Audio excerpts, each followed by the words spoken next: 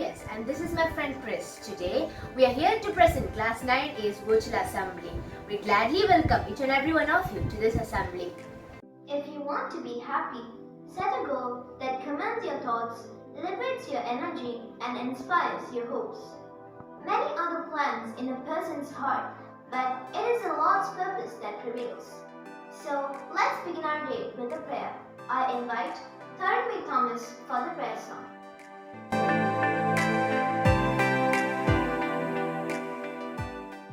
The Lord of my soul, oh my soul, worship His holy name. Sing like never before, oh my soul, I worship Your holy name. The sun comes up, it's a new day dawning. It's time to sing your song again. Whatever may pass and whatever lies before me, let me be singing when the evening comes. Bless the Lord, oh my soul, oh my soul, worship His holy name. Sing like never before, oh my soul, I worship Your holy name. You're rich in love and You're slow to anger. Your name is great and Your heart is kind. For all Your goodness I will keep on singing. 10,000 reasons for my heart to find. Bless the Lord, oh my soul, oh my soul, I worship His holy name. Sing like never before, oh my soul, I worship Your holy name. Now, I welcome Jerome K. Gigi to welcome each and every one of you to this assembly.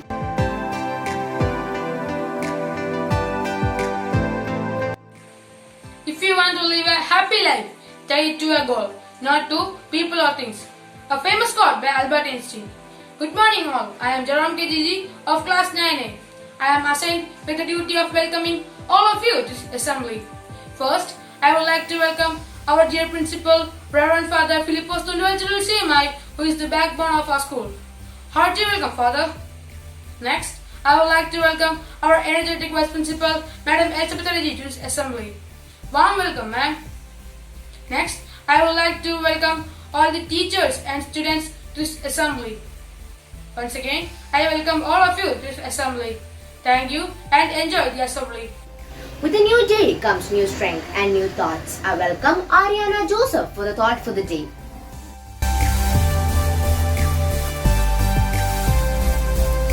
It's important to set your own goals and work hard to achieve them. I'm Aria Anna Joseph, and today I'm going to share my thoughts on goals in life. Why should we have goals in life? In order to achieve something, we must set goals for ourselves. These goals can be short-term or long-term, professional or even personal goals. Goals must be realistic and achievable. If you work hard and stay focused, then you can achieve your goals. Achieving your goals and dreams is fantastic, but that is not the most important thing about setting goals. The most important thing is the type of person that we become along the way. What Dr. APJ Abdul Kalam once said regarding goals comes to my mind. His 3-step guide to achieve goals in life is very relevant for students like us. Let me summarize his thoughts. First, we must find an aim in life. Second, acquire knowledge continuously to reach this goal. Third, work hard and persevere so that you can defeat all the problems and succeed. Having goals that we are passionate about gives us something to look forward to each and every morning when we wake up. If you are passionate about a goal or a dream, don't stop until you achieve it. Do whatever it takes. Thank you. Thank you, Arya, for your valuable words. Every day is a good day. There is something to learn and celebrate. and today is the World Ocean Day, and so we are adorning the color blue. And today is also the World Brain Tumor Day. I invite Mary James and Mia Teresa Martin to share with us the importance of the day and the month.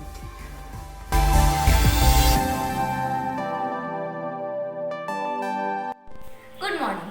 I am here to speak about some interesting facts of the month June. June is the 6th month of the year in the Gregorian calendar. It is believed that the month is named after the Roman goddess Juno, the wife of Jupiter. One of the speciality of the month June is summer solstice, which is also known as estival solstice or midsummer. It is when one of the Earth's poles has its maximum tilt towards the sun. In summer solstice, the sun is in the highest position in the sky and the day with longest period of duration. Now my friend Mia will apprise you about the importance of today.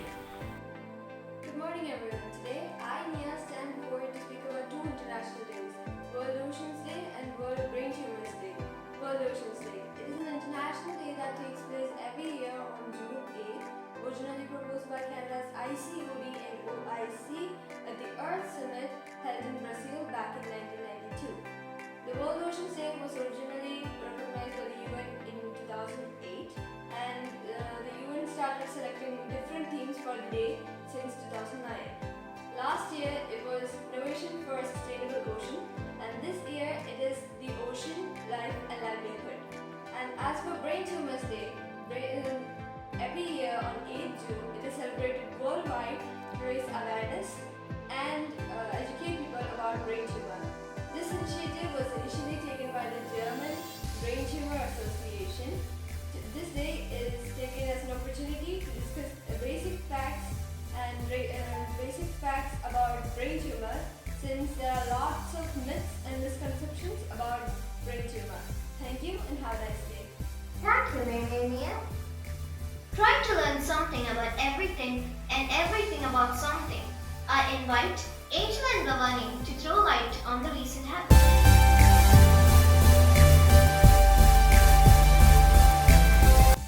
I'm Angel Maria Gregory. I'm here to speak about the two latest happenings that have struck the headlines of both paper and digital media. Israel-Palestine recent conflict.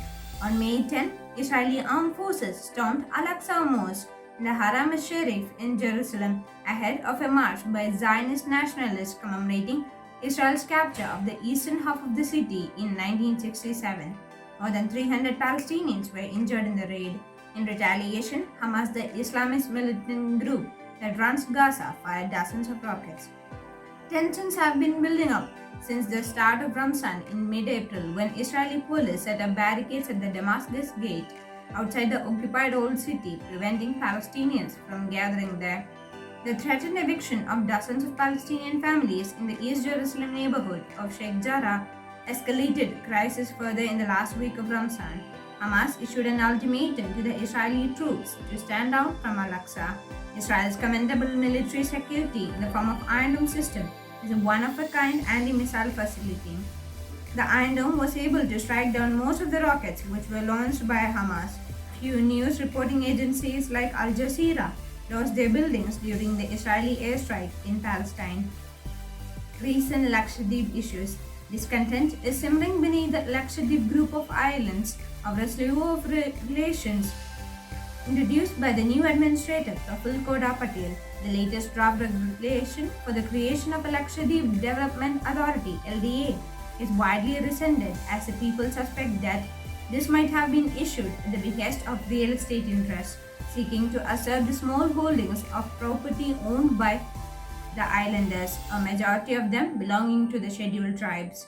The islanders opposing the plan have pointed out that the ecologically fragile islands are tiny and thickly populated, as online campaigns to save Lakshadweep is gaining strength, with celebrities including actor Prithvi Raj raising their voice in solidarity. Almaram Karim, Rajya Sabha MP, has written to the President Ramnath Kovind, urging him to recall the authoritarian administrator. Thank you. Hi, my name is Bhavani PH and I am here to speak about two events that struck the headlines of national media. Kerala Election 2021. The 2021 Kerala Legislative Assembly election was held on 6th April 2021 and their results were declared on 2nd May. Pinarayi Vijayan led LDF created history in Kerala by coming back to power for a second consecutive year. LDF retained power with 99 seats. UDF won the remaining 41 seats. Pinarayi Vijayan became the first Chief Minister of Kerala to be re-elected after completing a full term in office. K.K. Shailaja, the previous Health Minister, was re-elected in Mattanur with a record majority of 67,013 votes. The incumbent Chief Minister Pinarayi Vijayan was sworn in on 20 May along with 20 other cabinet members, 80 of whom were fresh faces. V.D. Sadishan replaced Ramesh Chennithala as the leader of opposition in Niyama Sabha. M.B. Rajesh was declared elected as Speaker of 50th Kerala Legislative Assembly. Farmers' protest in India. Indian farmers' protest is an ongoing protest against 3 Farm Act which were passed by the Parliament of India in September 2020. The government assures farmers that these laws will make it easier for them to sell their products directly to large private traders without mediators. The act have been described as anti-farmer law by Farmers Union. The farmers have also demanded the creation of minimum support price bill to ensure that corporates cannot control the prices. As soon as this law came into force, farmers' organizations started a local protest and protests took place in Punjab, Haryana and western Uttar Pradesh. On 4th January 2021, the Supreme Court registered the first plea filed in favor of the protesting farmers. On 12th January 2021, the Supreme Court of India suspended the farmers' law and formed a committee to look into the complaints of protesting farmers. Nearly 15 farmers' organizations are currently protesting against the act. Thank you. Thank you, Angel and Bhavani. The influence of a great principal can never be erased. I welcome our dear principal, Reverend Father Philippos Tunduvalchira CMI, for principal's message.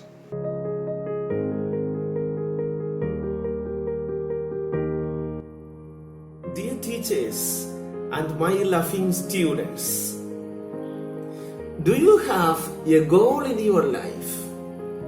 Have you ever written that goal on a paper?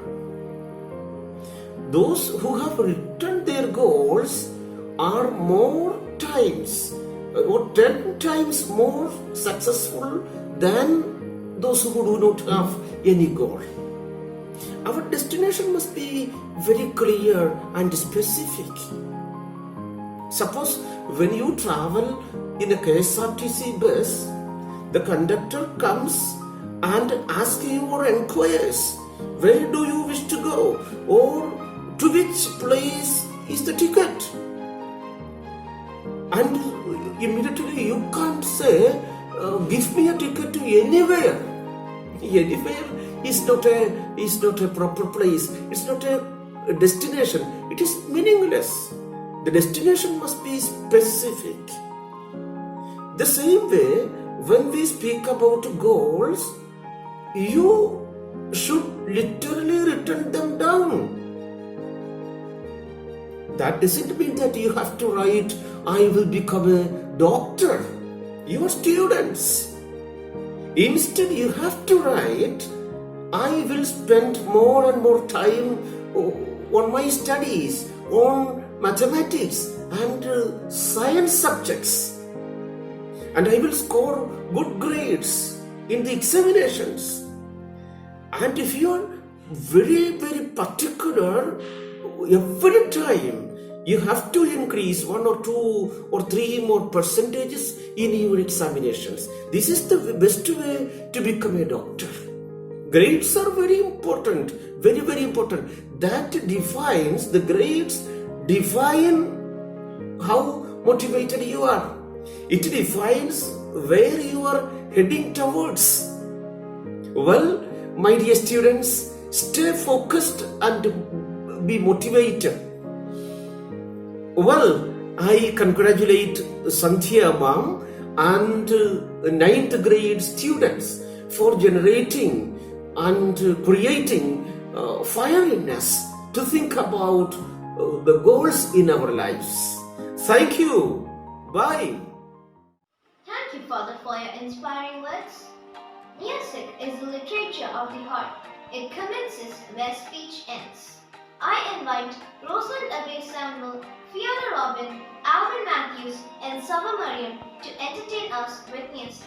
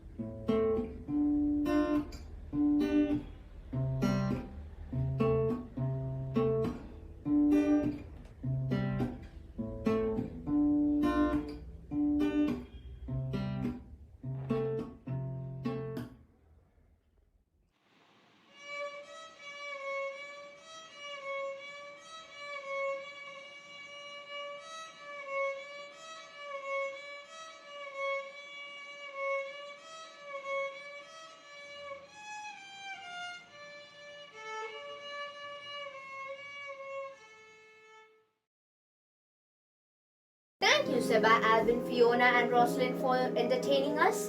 Teaching is the one profession that creates all other professions. I invite our class teacher, Ms. Sandhya Ma'am, for the teacher's message.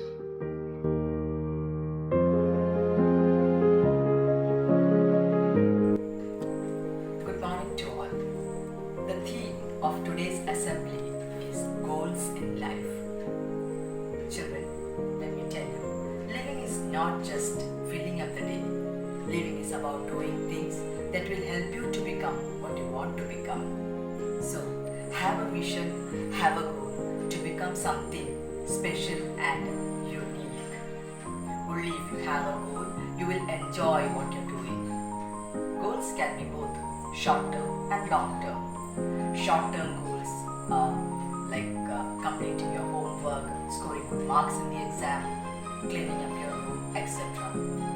And long-term goals are learning something just not in your academics or maybe your career, anything. Once you set the goal, that will be the first step in turning the invisible to visible. If you have a target to aim and a destination to move, then no obstacle can stop you from achieving it. Children, you must have a purpose in life. So always pursue a goal that inspires you. And if your goal is inspiring, then the hard work that you invest into it will be the sweetest at the end. Children, there's a defined advantage in setting a goal. It will enable you to evaluate your strength and weakness. It will help you to build on your weakness and solidify your strength. At the same time, you indirectly improve your skills and knowledge in that field. You even learn to come out of your comfort zone. You become a positive thinker. At the same time, remember to avoid the naysayers. Let me end with the words of the former president of South Africa, Nelson Mandela, who said, "It always seems impossible unless it is done." So children, fix a goal and set go. All the best for that. Thank you. Thank you, teacher, for your supporting words. A very warm welcome to the presentation themed on ocean. We might know the water bodies in our surroundings, but the ocean isn't like that. It's so vast and deep that we haven't explored much of it and still failed to explain its wondrous phenomena. The Bermuda Triangle, Mariana Trench are just few among the many unexplored parts of the ocean. The fact that the Atlantic Ocean and the Pacific Ocean never mix up, the rings on the tugs of the narwhals are just few of the wondrous features that we can see in the ocean. Ocean is full of life and has now become many people's livelihood too. Marine ecosystem is also one of the most diverse ecosystems, with each day newer species being found from the limitless ocean. Like the nature, ocean is also a great giver. She gives us humans everything she has. Ocean has got both ecological and economical uses. Without the ocean, the world would have been a desert. The marine ecosystem is also equally required for the ecological balance. The beautiful pearls, the delicious fishes we have on our tables, the magnificent coral reefs adorning the depths of oceans are a few salient features of oceans. But we are ungrateful for the gifts we have received. We return to the ocean a polluted water body. Our actions are the reason for the deaths of millions of marine animals, and we are the sole reason for the dying of beautiful reefs. Oceanic pollution occurs due to the plastics, chemical and e-waste that we dump into the oceans. Ocean acidification occurs due to deforestation and dumping of the garbage. Because of all these, the beautiful marine creatures are dying and are getting tangled in the waste we dump. Coral reef bleaching is also due to these reasons. Oil spills are great oceanic disasters. The recent oil spill in the Indian Ocean because of the fire in cosmetic chemicals laden ship is an apt instance to understand how such spills deteriorate the marine habitats. The Israel oil spill in the beginning of the year also adversely affected the ecosystem. Studies show that the effect of the largest oil spill in the history, the Deepwater Horizon oil spill in the year 2010, still persists. In order to prevent future marine disasters, we must practice afforestation, the 3 R's, and not dump garbage in the water bodies. Emulating the model of Mr. N.S. Rajapan, who recently received international recognition for his effort to save the Vembanad Lake, we must also step in to save the environment and must do our part. Renowned names associated with the ocean include Sylvia Earle, who is an American oceanographer and explorer, Mr. Robert Ballard, the founder of the Titanic under the North Atlantic Ocean, and the famous Indian oceanographer Aditi Pant. Some oceanic careers encompass marine biologists, geologists, marine archaeologists, and marine engineering. The World Ocean Day is celebrated every year on June 8 to raise awareness of the vital importance of our oceans and the role they play in sustaining a healthy planet. The ocean, life and livelihoods marks the theme for the World Ocean Day 2021.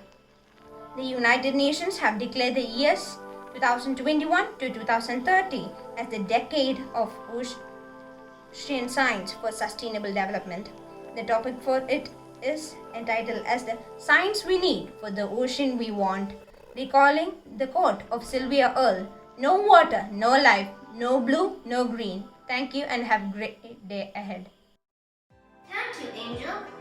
Thank you is the best prayer that anyone could say. It expresses extreme gratitude, humility, and understanding. I invite Ron Burgess for the vote of thanks.